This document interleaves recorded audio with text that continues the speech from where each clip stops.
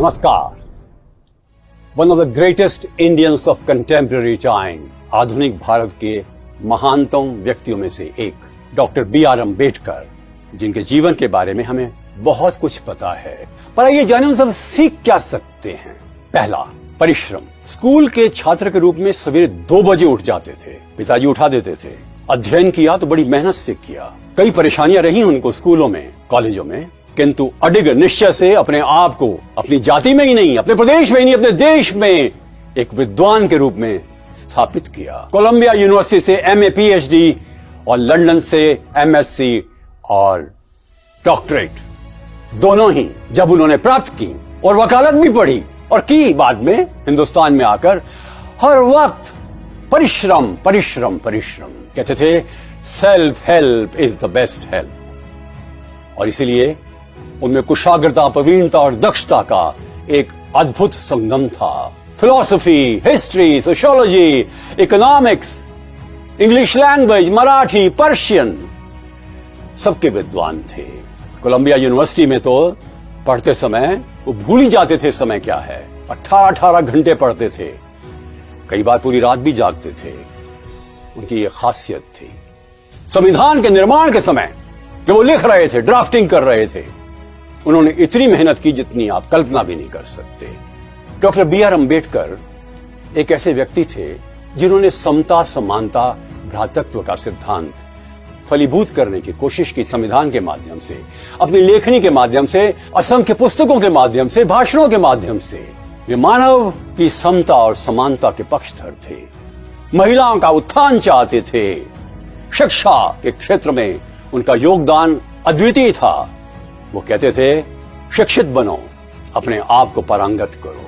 1935 में doctor B.R. Ambedkar की व्यक्तिगत लाइब्रेरी में 50,000 किताबें थी। उन्होंने पढ़ी थी वो सारी, लिखते भी थे और पढ़ते भी थे। उनका हर समय ये संदेश था कि करुणामयी बनो, प्रेममयी बनो, बदले मत लो, भारतीय एक हो जाओ।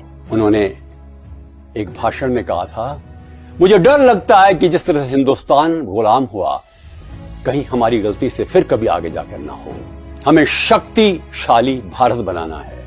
जाति और धर्म से ऊपर होता है देश। और उन्होंने हर समय पर प्रेरणा दी हर एक भारतीय को कि वो आगे बढ़े, तन्मयता से, फोकस से, कंसंट्रेशन से। वो एक महान अध्यापक थे, वक्ता थे, लेखक थे, विधिवेता थे और उनको हम वर्सेटाइल जीनियस कह सकते हैं, बहुमुखीय प्रतिभा के धनी।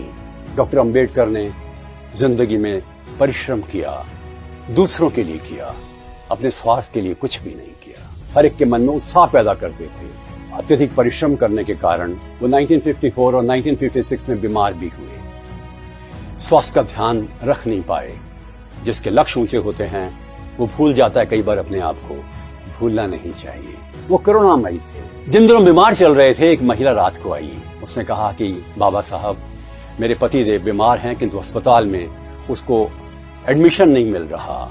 अंबेडकर जी के पैरों में दर्द था।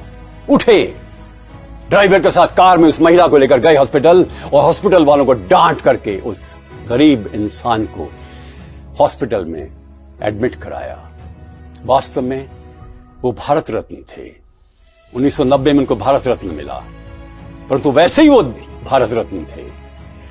उन्होंने कहा था, जिंदगी लंबी नहीं, महान होनी चाहिए। वास्तव में उनका जीवन महान था और अंत में उनके जीवन की बहुत महत्वपूर्ण सीख, विपत्तियों से मत घबराओ। उनकी माताजी की मृत्यु बचपन में हो गई। युवावस्था में पिताजी चले गए।